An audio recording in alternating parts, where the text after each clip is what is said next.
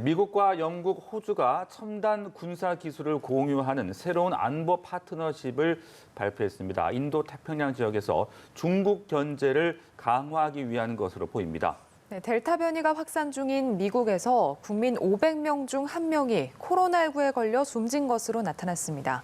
밤사이 들어온 글로벌 뉴스 김지수 기자와 살펴보겠습니다. 안녕하세요. 네, 안녕하세요. 안녕하십니까. 미국과 영국, 호주가 새로운 안보 파트너십을 발족을 했는데 중국을 견제하기 위한 것으로 보인다고요? 네, 미국과 영국, 호주가 인도태평양 지역에서 새로운 안보 파트너십을 출범시켰습니다. 인도태평양 지역에서 동맹을 규합해 중국 견제를 강화하려는 미국의 강력한 의지가 반영된 것으로 해석됩니다. 미 행정부 고위 당국자는 인도태평양 지역의 평화와 안정을 유지하려는 노력의 일환으로 영국, 호주와 새로운 안보 파트너십인 오커스를 출범한다고 밝혔습니다. 오커스는 호주, 영국, 미국의 국가명을 딴 명칭입니다. 이 파트너십은 인도태평양 지역에서 세 나라의 능력을 강화하고 연결하기 위해 고안됐습니다. 또 인도태평양 국가가 아닌 영국이 참여한 것과 관련해서는 영국은 아시아와 깊은 역사적 유대를 갖고 있다며 영국은 앞으로 더 많은 일을 하고 싶다는 점을 보여줘 왔다고 설명을 했습니다. 이들 세 나라는 오커스를 통해 국방과 외교정책의 고위관료 회의, 사이버, 인공지능, 또 수중 능력 분야에서 협력, 또 정보기술 공유 등을 추진할 것으로 보입니다. 미 고위 당국자는 특히 오커스의 첫 구상으로 호주의 핵 추진 잠수함 보유를 지원하기로 했다고 밝혔습니다. 최적의 방법을 찾기 위해서 세 나라 팀으로 회의체를 꾸려서 18개월 동안 공동 연구를 진행하기로 했습니다. 그러나 이 당국자는 이 기술이 극도로 민감한 기술이라면서 단 한 번만 있는 일이라고 설명했습니다. 호주를 지원하는 건 매우 예외적인 일로 앞으로 다른 나라의 핵 추진 기술을 지원할 계획은 없다는 그런 뜻으로 해석되고 있습니다. 미 고위 당국자는 특히 오커스 그리고 인도태평양 지역에서 평화와 안정 유지를 위해서의 그 미국의 노력을 강조하면서 한국을 거론하기도 했습니다. 네, 알겠습니다. 그리고 한반도를 둘러싸고 긴장감이 고조되고 있는데요. 지난 주말에 북한이 순항미사일을 발사한 데 이어서 어제는 탄도미사일을 발사했는데 미국이 공식 입장을 내놨다고요? 네, 미 국무부는 북한의 탄도미사일 시험 발사를 우선 규탄하면서 비핵화를 위한 외교적인 해법을 강조했습니다. 그러면서 북한이 대화에 나설 것을 촉구했습니다. 네드 프라이스 국무부 대변인은 북한의 미사일 발사를 규탄하면서 이번 발사는 유엔 안보리 결의 위반이고 북한의 주변국과 국제사회의 위협을 제기한 것이라고 밝혔습니다. 그러면서도 외교적 접근에 전념하고 있다며 의미 있고 실질적인 대화에 관여할 것을 촉구했습니다. 또 미국은 북한과 대화할 준비가 돼 있다고 강조했습니다. 며칠 사이 북한의 순항 미사일 시험 발사에 이어 탄도미사일 시험 발사가 이루어지자 유엔 안전보장이사회는 한반도 상황과 관련한 긴급회의를 열기로 했습니다. 북한의 탄도미사일 시험 발사는 유엔 안보리 대북제재 결의 위반으로 또 거의 동시에 한국이 독자 개발한 잠수함 발사 탄도미사일 발사 시험에 성공한 것도 안보리 회의 소집이 배경이 됐다는 외신 분석도 나왔습니다. 안보리 소집에 앞서 유엔 차원에서 북한의 탄도미사일 발사를 염려하는 입장도 나왔습니다. 스테판 두자릭 유엔 대변인은 최근의 상황 전개에 대해서 우려를 표하면서 외교적 관여만이 지속 가능한 평화와 한반도 비핵화의 유일한 경로라고 설명했습니다. 네, 자 이어서 코로나19 관련 내용으로 넘어가 보죠. 부스터샷에 대한 논란이 계속되고 있는 그런 상황인데 미 의약품 당국이 곧 일반인들을 위한 부스터샷 승인 여부를 결정할 예정입니다. 이런 가운데 화이자사가 부스터샷을 승인해야 한다고 촉구를 했다고요? 네, 미국 제약업체 화이자는 독일 바이오엔테크와 함께 개발한 백신의 효능이 시간이 지나면 점점 떨어진다면서 부스터샷 승인을 촉구했습니다. 화이자는 미 식품의약국 FDA에 제출한 문건에서 지금까지 축적된 데이터를 근거로 두 번째 접종을 받은 지 6개월이 지난 16세 이상에게서 3차 접종이 필요하다고 밝혔습니다.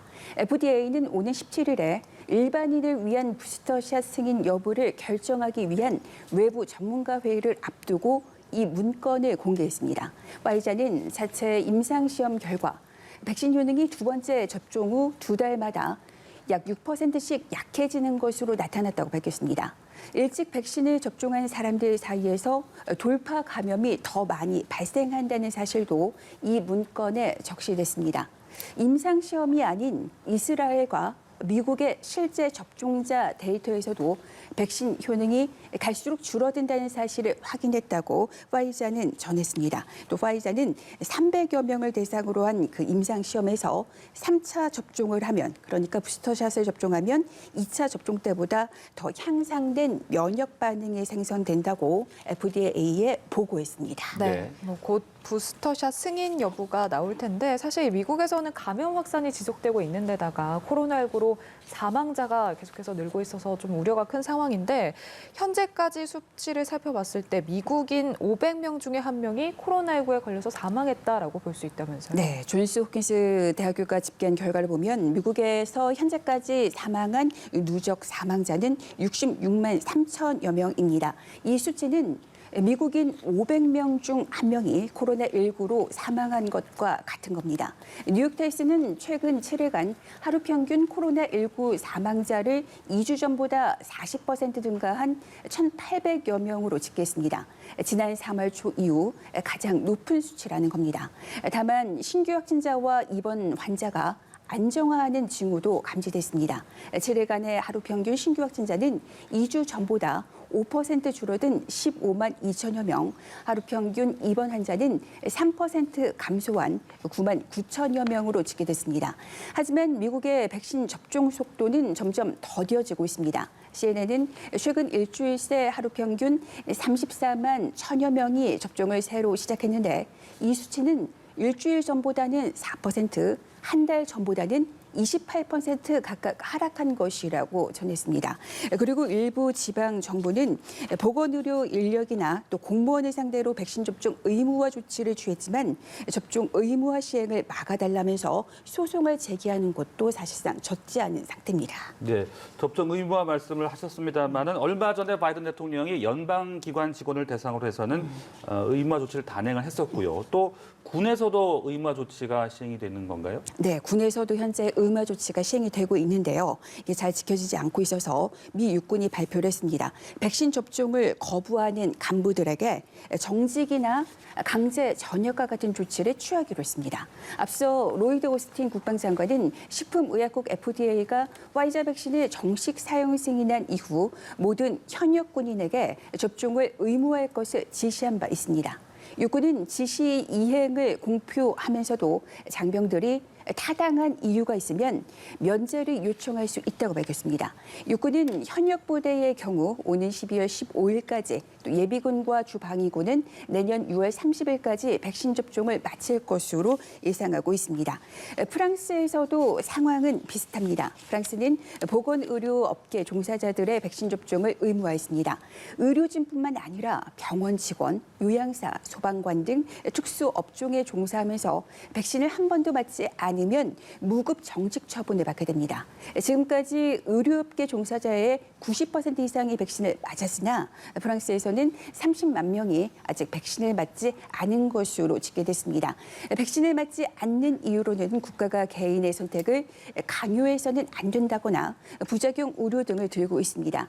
프랑스에서는 전체 성인의 83%가 백신 접종을 완료했습니다. 지난달부터는 백신 접종 증명서 없이는 식당이나 헬스장 등 다중 이용 시설에 갈 수 없으며 대중교통을 이용할 수 없는 제도가 시행 중이고 있습니다. 그리고 프랑스 전역에서는 지난 7월부터 매주 토요일마다 이 접종 증명서 의무화에 반대하는 시위가 현재 열리고 있습니다. 네, 코로나19 소식까지 만나봤습니다. 글로벌 브리핑 김지수 기자와 함께했습니다. 고맙습니다. 고맙습니다.